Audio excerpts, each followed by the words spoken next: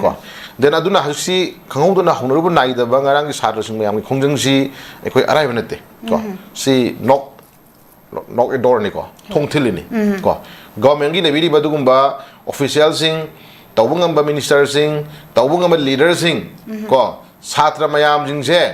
ko hajik knock tower bani thong thilabani ko gyan tabiro ko enop satra sing aroi khongjang ma lakani haba je khangwan knock tower ine bako adang sagi honorable chief minister na ngarang ji satra leader khara unare ko unabagi adum paper ka ga sinunu ure ko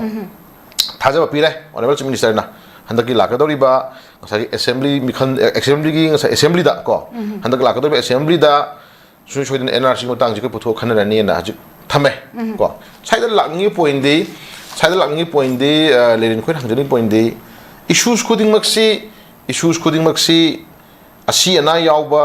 नत्रगा नंग साइ खरा चैनबा थोकबन crime नत्रगा नंग सागी लाउना खोंगनाबा नत्रगा tier gas सागी सिन्याम उरी को सिदा ngarang thoi si sin ani ahum ni tra nakada man so dum kapagi khoi ni tra hajudi central security forcing you manipur once manipur dam deploy to manipur da hek duty ta ba hek lak khuding mak se ha no mo tami paraj kain tam ge bu tear gas kapa sima number 1 yar ta kana nauri kapa onsala nauri kapa sima number 2 haidi moi kok sum lei reba e manipur irang tawra dine tear gas kapa ma first then number 2 सिपाही ओइबा कोइ जुने नौरी पाइसल लो नदगी योटेक अदगी मारपोन के हपसल लो हरेन नौरी काप दरोबनी गाय बगी मोइदा intention नम को ओसागी लाइबा छात्र मयाम नत्रगना Laiba education तोरिबा मयाम दुगी ओइबा ओसागी वखलोन Laiba सिंग अपाम बदु कमाइना control तगदगे कमाइना मदु management तगदगे कमाइना मदु streamline दा यामना democratic ओइबा मोंग दा यामना peaceful ओइबा रिलेमो हिंगदगे हाबसे ओसागी खोगी उत्पन्न त भाइदारी को ओ समटाइम्स अदम यावी को समटाइम्स अदम पुलिस खरा तोन बखरा अदम इसिंग यनबीदना रिले लाको इसिंग यनबीदना खोपीदना ओसागी मतेंग पाम खोब अदम खोय अदम उबे यावी को देन नमन ओसागी हंदकी दिल्ली दा चावरा बदुंबा छात्र मयामगी चंगीबा खोगी यूनियन एजुकेशन मिनिस्टर हाइदारे को खोगी अदुगी मतंग ऑफ मतंग दा तौनगी लान मयाम सिंदो यामना कायन सिपाही याव सिंदो अदम यामना अदम उरई दुमाय फजबा अदम सिपाही मयाम नोमिनबा को अदम फजना अदम पदत तौबीबा देन नमन ngसागी अदु तेयर गैस कापदु सात्र सुन तेयर गैस कापदु ngसागी लोन यादे अहिन मथौ चथै गाना अदम उत्पा मयाम मा खोगी लॉयर मयाम हार को सुन लेदना अदु मणिपुर दी अदुगी तेयर गैस कापगी मसत से कदोगे बु मणिपुर दी तेयर सेल गैस से मखोनजी मैक्सिमम थोकद्रगदी को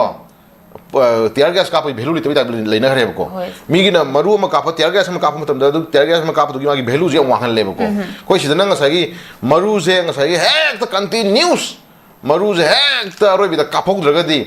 ngसाई कापि द मरु अमानि तनि कापि दो मनि माने कापि दो हाइ फिन लेना रेब को अदम अस ngसाई दि फजगरे मखोन फजगरे हाइबगी स्टेज यौद्रि बावदी अखोगी करे हाइनी लेरिन तेयर गैस काप मगुन जे लेत्रेब को अदना मणिपुर दी ngसागी नोय मखोन नत्र तेयर गैस मखोन जे खरा यामना हेन तुइना ताद्रगदी एक्शन यौदबि मोम लेना रेब को अदना हजि छात्र मयामगी एक्शन जी नोक तौरैनी को फर्स्ट वार्निंग को वार्न तौरैनी को गवर्नमेंट खंगोना जी तौरैनी अदना असेंबली द खनरनी हाबसु याम फै अदबु मसी कदाई भावबा खोन हाजन कदाई भाव मदु प्रजा मिया थाजब थंगदगे हाबदु मदि अदु क्वेश्चनेबल न मोइरी को देन मरमदी हजबा मोइना स्टिल हजबा द मोइना असेंबली द खनरनी हाइदिसे असेंबली द खनरनी हाइदिसी सी पोसा अमा साइगी थेमनो होना मतमदा हाइरि ब्रा हाबसु क्वेश्चन अमनेबो को मरमदी मसी एनआरसी मतंग जी ngarang nahangi JRF dina कोरेबा इरांग जिना हान बनतेबो को सिगी ममांगदा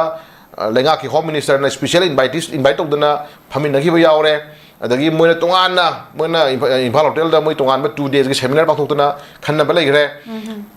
डिफरेंट मयाम खनर मतुंगदा उनर मतुंगदा अदुगी थाजबसे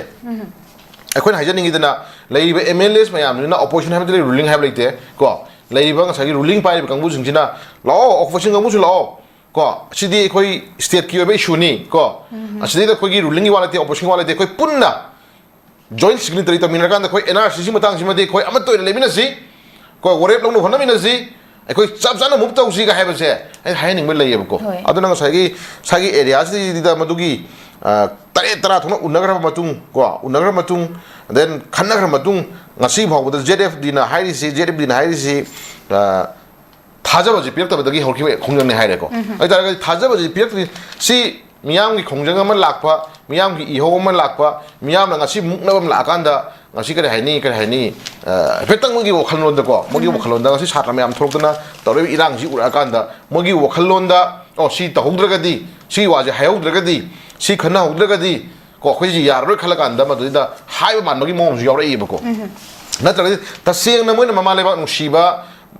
ꯂꯩꯃꯤꯟꯅꯔꯤꯕ ꯏꯟꯗꯤꯖꯤꯅꯁ ꯃꯌꯥꯝꯁꯤꯒꯤ ꯑꯣꯏꯕ ꯇꯨꯡꯒꯤ ꯑꯣꯏꯕ ꯃꯤꯔꯣꯟ ꯑꯃ ꯀꯟꯅꯅꯕꯒꯤꯗꯃꯛꯇ ꯃꯣꯏꯅ ꯋꯥꯈꯜ ꯈꯟꯕ ꯑꯣꯏꯇꯥꯔꯒꯗꯤ ꯁꯤ ꯃꯤꯌꯥꯝꯅ ꯏꯔꯥꯡ ꯍꯧꯗ꯭ꯔꯁꯨ ꯌꯥꯕ ꯄꯣꯠ ꯑꯃꯅꯦꯕ ꯁꯤꯗꯤꯀꯣ ꯃꯤꯌꯥꯝꯅ ꯏꯔꯥꯡ ꯍꯧꯗ꯭ꯔꯁꯨ ꯌꯥꯕ ꯄꯣꯠꯅꯤ ꯁꯦꯟꯇꯔꯗ ꯃꯣꯏꯅ ꯊꯝꯅꯤꯡꯕ ꯃꯅꯤꯄꯨꯔ ꯁ꯭ꯇꯦꯠ ꯂꯩꯉꯥꯛꯀꯤ ꯊꯝꯅꯤꯡꯕ ꯑꯗꯨꯒꯨꯝꯕ ꯄ꯭ꯔꯄꯣꯖꯦꯜ ꯃꯌꯥꯝꯁꯤꯡꯗꯣ ꯒꯣꯟ ꯑꯩꯈꯣꯏ ꯂꯧꯐꯝ ꯊꯣꯛꯄ ꯗꯤꯁꯤꯖꯟ ꯂꯧꯔꯦ ꯔꯨꯂꯤꯡ ꯑꯃꯗꯤ ꯑꯣꯄꯣꯖꯤꯁꯟ ꯑꯩꯈꯣꯏ ꯀꯦꯕꯤꯅꯦꯠ ꯗꯤꯁꯤꯖꯟ ꯂꯧꯔꯦ ꯀꯣ ꯑꯩꯈꯣꯏ ꯑꯦꯁꯦꯝꯕ꯭ꯂꯤꯅ ꯋꯥꯔꯦꯞ ꯂꯧꯔꯦ ꯃꯃꯥꯡꯗꯁꯨ ꯂꯧꯈ꯭ꯔꯦꯅ ꯀꯣ ꯃꯃꯥꯡꯗꯁꯨ ꯂꯧꯈꯤꯕꯒꯤ ꯃꯣꯏꯒꯤ ꯑꯦꯁꯦꯝꯕ꯭ꯂꯤꯅ ꯉꯔꯥꯡ ꯑꯩꯈꯣꯏ ꯑꯣꯅꯔꯦꯕꯜ ꯀꯩꯅꯣꯅ ꯑꯩꯈꯣꯏꯒꯤ ꯑꯃꯅ ꯑꯩꯈꯣꯏꯒꯤ ꯁ꯭ꯄꯣꯛ ꯄꯔꯁꯟ ꯑꯃꯅ MLA ꯑꯃꯅ ꯍꯥꯏꯈꯤꯕꯗꯨ ꯃꯃꯥꯡꯒꯤ ꯍꯧꯖꯤꯛ ꯂꯩꯔꯤꯕ ꯂꯤꯗꯔꯁꯤꯞꯁꯤꯒꯤ ꯃꯈꯥ ꯅꯠꯇꯕ ꯁꯦꯝ ꯔꯨꯂꯤꯡ ꯄꯥꯔꯇꯤ ꯍꯧꯖꯤꯛ ꯑꯣꯏꯔꯤꯕ BJP ꯂꯩꯉꯥꯛꯁꯤꯒꯤ